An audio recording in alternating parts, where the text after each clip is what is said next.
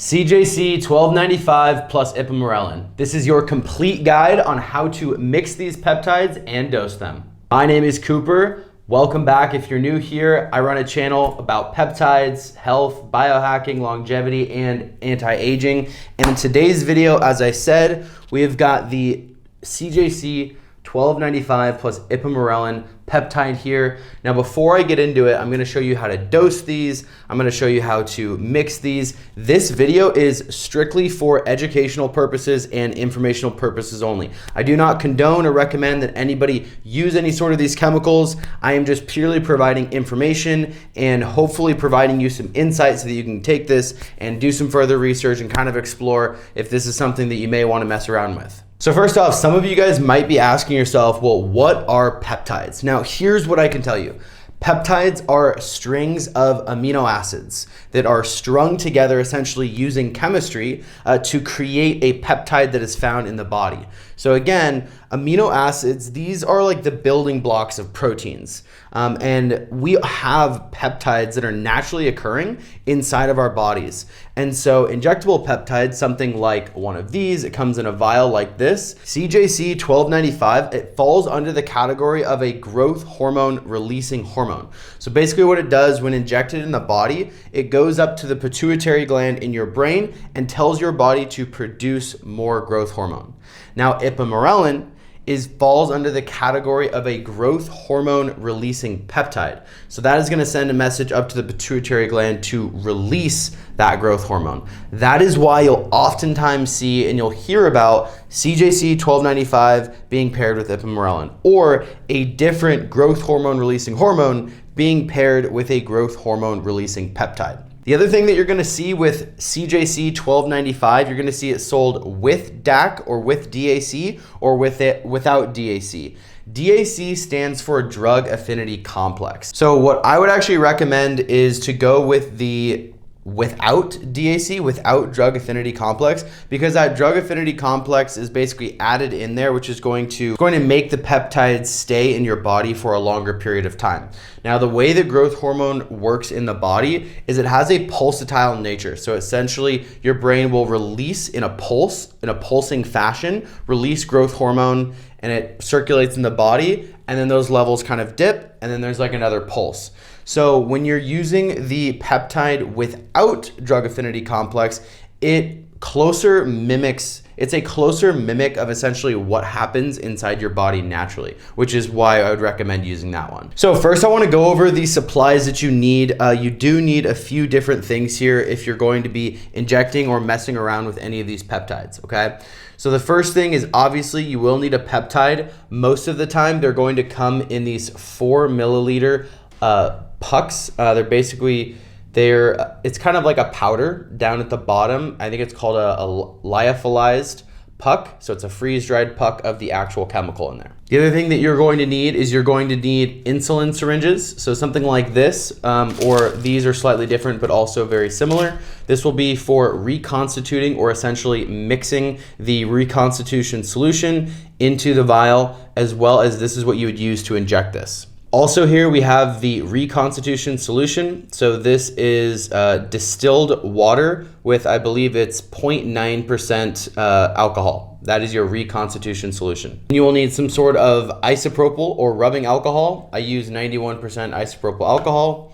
You'll need a sharps container, something to dispose of the syringes after you use them, and then cotton balls. Optional is a medium or a larger syringe, which is a bit bigger than an insulin syringe, which you can use for reconstituting. Because you're obviously not going to be using the same exact syringe to reconstitute that you will to then inject it. So some people will use a larger syringe. I've used that in the past. This time, in order to do the reconstitution, I'm actually just going to use one of these insulin syringes. Okay, so pay attention with me here, stick around because this does get a little bit confusing. I wanna break it down to you to make this as easy as possible. So one thing that you need to consider when you're reconstituting peptides is that you're going to have a strength in here, okay? So for this one that I'm using, it's 5 milligrams of CJC1295 and 5 milligrams of Ipamorelin. So regardless of whatever peptide that you have on here, it's going to give you a strength, an amount typically denominated in milligrams. And so if you know anything about diluting or mixing, you'll be able to clearly understand that if you were to put less water in here, you're going to have a stronger or a more constituted solution. Or if you put as much water as you possibly can in this vial, you're going to have a slightly weaker or a slightly less, more diluted rather, solution, okay? And that matters a lot because depending on how much reconstitution solution we put in this vial, that's going to determine actually how much solution we're going to suck up into each dose of a syringe so that we know what dose we're actually getting. So these insulin syringes typically have denominations up to 100, or they go in denominations of 10. So obviously if I put a very, very, very small amount of water in here and I inserted the syringe, pulled it back to a 10 on here, that's going to be a much higher dose and a much stronger injection than if I had filled it up to the brim with water and then pulled the insulin syringe back to the denomination of 10. So hopefully you guys get that. That makes sense there if this is your first time. I happen to know that these vials that I get are about 4 milliliters. So you can, if you fill it up with 4 milliliters of water, that's going to be the absolute maximum. So you can choose whether you want to fill it up with 2, with 3, with 4. Typically what I like to do is I like to fill it up to the brim because I like having a slightly less strong solution so that I can easily get the dose that I want when I'm using the syringe. Today though, I'm gonna switch it up a little bit and I'm gonna demonstrate what it's like putting 3 milliliters of reconstitution solution in this vial. Okay, so first thing you're going to do is they come with these little caps. I'm going to pop the cap off of the top there, set that aside, and then I'm going to grab the reconstitution solution. I actually already have some that is open, so I'm going to grab that. Okay, great. Next, what you're going to want to do is grab a cotton ball. These are a little bit smaller cotton balls, so I'm actually going to grab 2. And then you're going to grab your isopropyl or rubbing alcohol, whatever you have to use as a disinfectant. Dab some on there. And you want to thoroughly make sure that you clean the tops of both of these vials. So the vials are essentially metal up top, and then they have a rubber section, which is like a rubber stopper. All right, so make sure to thoroughly clean off those. That's good. Looks like we are good to go there. Perfect. Okay, and then what you're going to do is you're going to grab your syringe, whether it be an insulin syringe, whether it be another sort of syringe that you have, and you're going to want to make sure you look at the milliliters or the amount of units. So I happen to know on this syringe that I have right here, this full syringe is 1 milliliter or 100 units. Okay, that's pretty standard. So what I'm going to do is take off these caps on the front and the back, and then what I'm going to do is I'm going to take my reconstitution solution.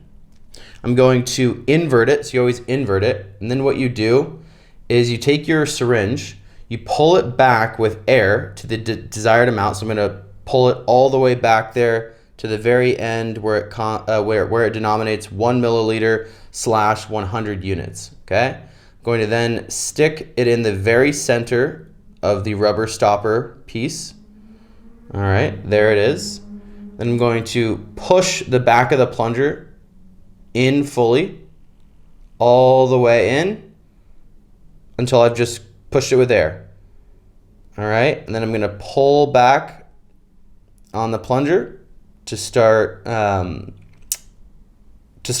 the syringe with the reconstitution solution. All right, cool. All the way back. Remember, we want a full syringe here to get 1 milliliter. I'm going to continue, and almost there. All right, perfect. I'm pretty much there. Might have gone a little bit past. Invert it again, flip it over, remove the syringe here. Now what you're looking for is you want to make sure that you don't have any air bubbles up top, and if you do, what you can kind of do is flick on it to make sure, flick the top to make sure the air bubbles rise to the top, and then you can basically just push the plunger a tiny bit and that should pop out some of the air bubbles. Now I'm a little bit over, so I'm actually going to push out a little bit of the water here at the end just until my stopper completely lines up so that I have the most accurate measurement there of the full syringe of 1 milliliter. Okay? Now the next thing I'm going to do is I'm going to take the peptide vial that has been cleaned off, and what you want to be careful here is that in these vials, they're actually reverse pressurized, which means that there's some pressure that's been built up inside the vial. So it's really interesting when you actually pierce the plunger on the top. A lot of times what will happen is it'll just start to automatically suck out the water or anything that's in the syringe. So what I'm gonna do is you also wanna make sure that you don't just like stab this in there and splash all of it on the peptide, on the freeze-dried puck at the bottom there, because I've heard you can damage the peptides by doing that. So typically what I like to do is I like to kind of put the needle in at a bit of an angle, and that's going to make sure that the water kind of drips on the side and then mixes at the bottom versus just going straight down and splashing it. All right, so let's do that. So I'm gonna go in a little bit on the side. There we go. And so, because it is reverse pressurized, I'm not even pulling the plunger. I don't know if you can see that. I'm not even pulling the plunger, but the water is slowly leaking out of there and just going into the side of the vial, which is perfect. That's exactly what I want. And then it's mixing there at the bottom. I don't even have to press on anything. It's moving by itself. Perfect. And that is the full amount right there. Looks like that's good. Make sure I push all the plunger in, get every last drop out, and then I'll remove it straight up. All right, cool. So that is 1 milliliter of solution that is now in there. Perfect. We did that. Kind of mixing that around there, you'll see there might be some chunks. The water's mixing in there. It's now starting to dissolve. But don't forget, obviously, unless you want a very, very, very strong solution, you're gonna wanna put more than just 1 milliliter of water in there. I'm gonna go for 3 total on this time. So I've done 1, let's do 2 more here. That's our next one there. Got a little bit of an air bubble. So again, I'm gonna flick the top, get some of that air out. Boom. All right, that's all of it. And then we'll go for 1 more here. Just wanted to give another little angle here. So we're gonna pull back the plunger on the syringe all the way back to 100 units or 1 milliliter for this syringe. We'll pop it into the top of the reconstitution solution there, push in the air all the way, and then we'll go ahead and start the process of slowly pulling back on the plunger and removing the reconstitution solution. All the way back until it lines up. Doesn't look like I have much of an air bubble. I might go a little bit past just for safe measure. Invert it, pull that out, boom. Then what we'll do is we'll check for air bubbles. Not sure if we can see any right there. I don't believe we have any up top. Make sure that we're lined up there. Okay, good. Now we'll take the actual peptide vial so that it pulls it out of there, the reverse pressure. And the water is just going in there. As you can see, if I put it down, the vial is basically ejecting all of the water without me even touching the top of the plunger. Boom. And there it is, all the way done. Press down the top of the plunger. All right, good. It's all the way done. Take it out. Boom. Now we have the peptide here, which is reconstituted for the most part. There might be a few more minutes of just kind of lightly inverting it and kind of shaking it. You don't want to shake it aggressively, but kind of moving it around, making sure there's a little bit of space in there. Everything's kind of broken up and getting dissolved. So I kind of move it around in my hands, and then you are ready to go. Okay, so that is how you reconstitute the peptides. You're now good to go, ready to use the peptides however you intend to use them. Now, the next part is to figure out the actual dosing. Okay, so as I mentioned before, you've got your dosing, which is how many milligrams that you want to inject per day or per injection. You need to figure out what that amount is. Is it going to be 50 milligrams, 100 milligrams, 200 milligrams, whatever that is. I can give you a couple of basically ideas of what is recommended, what people say out there online or in different books. But you can ultimately choose what you want to do there. So what I've seen for a lot of common recommendations here is there's kind of a low, a medium, and then a higher tier dose for this. So if you want to go for the lower dose, what you would do is you would do 100 micrograms of the growth hormone releasing hormone and then 100 micrograms of the growth hormone releasing peptide before bed. And that would be at bedtime on an empty stomach. Okay, that's the low dose. And because this is a blend, every single injection is going to be both the growth hormone releasing hormone and the growth hormone releasing peptide. That's the low dose. Now, if you wanted to do the medium dose, you do 100 micrograms in the morning, right when you wake up, and then you would do 100 micrograms at bedtime on an empty stomach before you go to bed. And then for the higher dose, now, of course, this isn't the highest possible dose you could ever go. There are some cases, mainly just in the bodybuilding scene, of when you would ever want to go higher than what I'm about to say. But for most people, all intents and purposes, this is going to be like the highest dose that you would probably want to go with. That would be doing a 100 microgram injection 3 times per day. So you do 1 in the morning, 1 surrounding your workout either before or after, and then 1 at bedtime on an empty stomach, okay? Now the 1 that surrounds your workout, here's kind of the little key here. If you want to prioritize lipolysis, AKA fat burning, you would inject prior to going to the gym or going to do your workout. If you wanted to prioritize muscle building, hypertrophy, gaining mass, you would do your injection following your workout. Now, keep in mind, no matter whether you're injecting this in the morning times, around your workout, or at bedtime, you always need to keep in mind that you need to be on an empty stomach, because fats and carbs have been shown to blunt the effects of these peptides. So what that means is if you're going to inject, you want to make sure that you haven't eaten anything for at least 2 hours prior to that injection, okay? And then if you do inject, you want to make sure that you're not eating or consuming any any carbs or fat for at least 30 minutes, okay?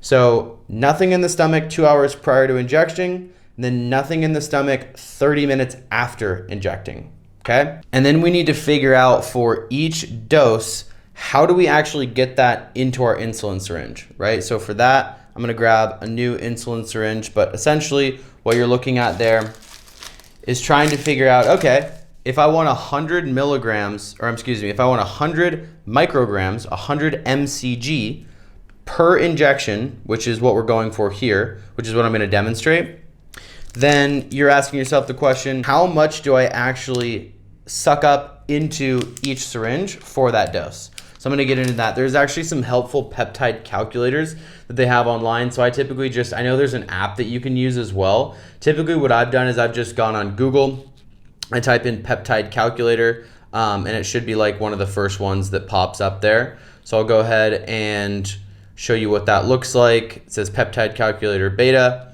The first thing you're gonna do there when you go in is you're going to select how big your syringe is. So mine is a 1 millimeter syringe, so I'll select that.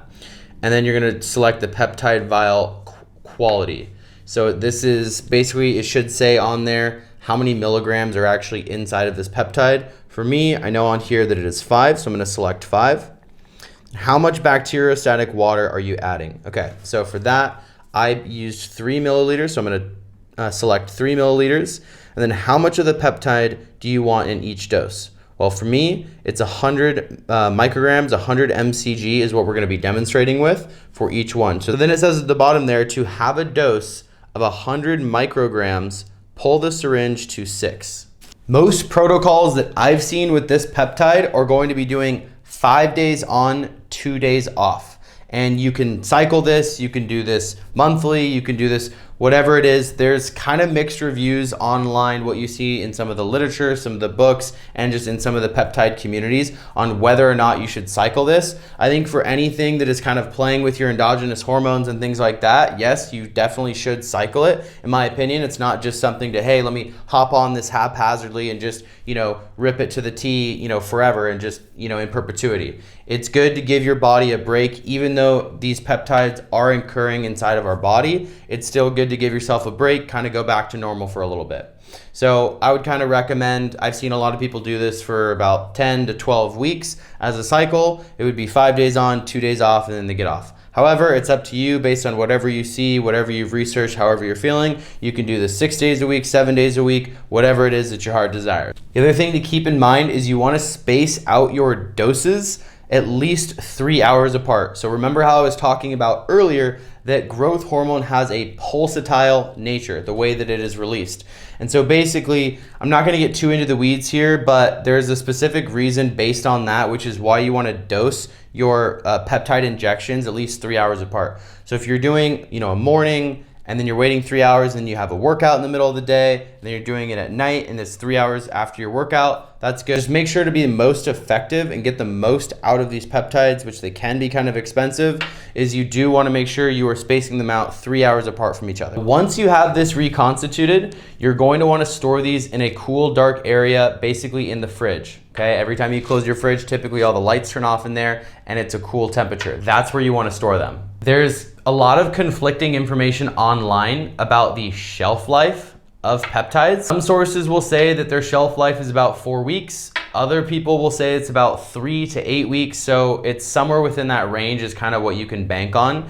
Supposedly what happens is that after time, these peptides become less and less potent. And some people will say they become less stable. So in order to maintain the strength, the sanitation, the quality, the stability of these peptides, I would recommend not reconstituting, not putting water in them until you're ready to use them. I wouldn't recommend necessarily just reconstituting all of your peptides and then leaving them in the fridge. I have done that in the past. I thought that that was a good method to kind of be efficient with things, but as I'm realizing that you do want to prioritize the quality, the strength, the potency, everything of these peptides, is don't do that unless you're about to use them. Now, it is something to note here that I have reconstituted peptides, and I had a different peptide that was in the fridge for probably 8 months, and I did still use it after the fact, after those 8 months, and I didn't notice any large adverse side effects at all. The only thing that I really noticed was a decrease in potency and strength. Another thing to note here is that the shelf life of a peptide that is freeze-dried in the puck is going to be a lot longer than the shelf life of when you actually have the reconstitution solution in there. You can increase the shelf life of peptides by putting them in the freezer, both reconstituted and prior to reconstituted. But again, I don't know the exact times on these. There's kind of conflicting information online. I would just play it on the safe side. And when you know you're gonna use this, reconstitute it, go through everything, and then reconstitute the next vial or the next peptide. All right, guys, thanks for sticking with me thus far. This is a lot of information. The last thing I'm gonna cover is how to actually inject these peptides. Again, this is for educational purposes only. So what you do with most peptides, they're going to be administered with a sub-Q or a subcutaneous injection. Not to be confused with an IM injection like anabolic steroids. An IM injection is an intramuscular injection. There are peptides you can inject intramuscular. I believe you can inject these peptides intramuscular as well, but they're just more painful, honestly, kind of more of a pain in the ass, no pun intended. And so these would be subcutaneous. What that means is that these injections are going into the subcutaneous layer of fat. So essentially what most people will do is they'll find somewhere like their midsection, maybe the top of their glute, somewhere on their body, maybe their love handles on the side, obliques, somewhere where there's a lot of fat, or at least more fat than other areas. Because what you want to do is you want to actually pinch that fat, and then what you would do is you would inject it directly into the pinched fat, the fatty layer there. So it's not like you're going directly into your thigh or your glute and you're just going directly deep into the muscle. You're actually finding a fattier area, pinching the fat, and then going directly in there. The best way to do this for the absolute most pain-free injection, even though it might feel a little counterintuitive, is to go fast in and fast out. So anytime you've got your skin pinched and you're going, you want to just stab it in as quick as possible, and then push down on the plunger to actually administer the solution, and then pull it out very quickly as well. I found fast in, fast out is the best for a pain-free injection. Keep in mind that irritation of the skin where you're injecting is very common. Whether you have some itching, whether you have some bruising, whether you have whatever it is irritating to inject yourself in general. It's not really something that the skin is used to, and especially if you've never injected anything before, this might be a little bit foreign for your body. So just keep that in mind. You probably won't want to continue to inject the same exact site on your body over and over and over again. You're probably going to want to switch it up. If you're on the left side of your stomach, go to the right side, or find a different area, maybe go to your glute and then switch back to your stomach, whatever it is, because you will kind of get some bruising. You can get a little bit of like small lumps under where the injection site is. Again, just because your skin's a little bit irritated, but they're not serious side effects and it's very normal. It's especially important to switch the location of injection if you're doing something like the medium or the high dose where you're injecting and you're pinning multiple times per day. All right, folks, now as far as an actual injection is concerned, I'm gonna kind of walk you through. So again, you're gonna wanna prioritize sanitation here. And then you're gonna wanna I grab 2 cotton balls because I have little ones. Grab my isopropyl alcohol, dab some of that on there. Then you wanna do 2 things. You wanna clean not only the top of the peptide that you are injecting, but you also want to clean the injection site. So right here, I'm going to find where I have some extra fat, and it looks like right there, most people, it's like right there at the very lower side of the tummy is where you have the most fat, where it's easy to pinch and inject in there. Again, this is a subcutaneous injection, so it's going to go right in there. I'm going to open my syringe. I happen to know for this injection, what we're looking at is we are looking at a 100 micrograms injection. So based on the math there with a 1 milliliter syringe, I'm gonna pull this back to 6. All right, which is what we're looking for this demonstration. It may be different for you. Pull it back with air. Take the vial, you're gonna invert it, and then insert it into the middle of the rubber stopper, and then push in the air.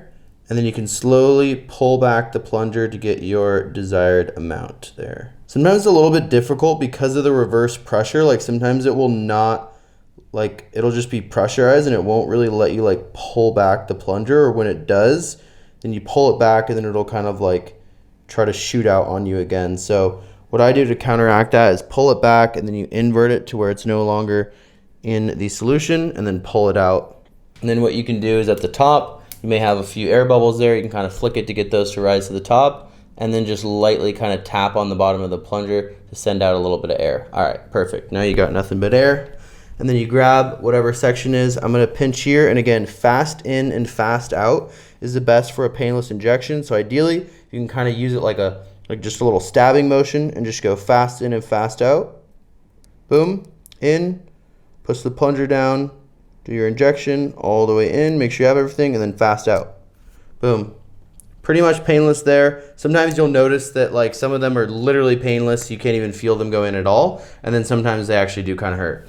Anyways, then you'll take your used syringe, put it in your sharps container, and that's how you do it. All right, guys, that is the full breakdown and your comprehensive guide of using CJC1295 and Ipamorelin peptides. Hope you guys got a ton of value out of this, and I tried to cover pretty much everything I possibly could. I know it's a lot. I know it can be a little bit confusing. Go ahead and comment below if you've ever had an experience with these peptides or what some of the peptides are that you're most excited about learning about. I'm gonna wrap it up here. Let me know if you have any other questions. I'm happy to help, and have a great rest of your week.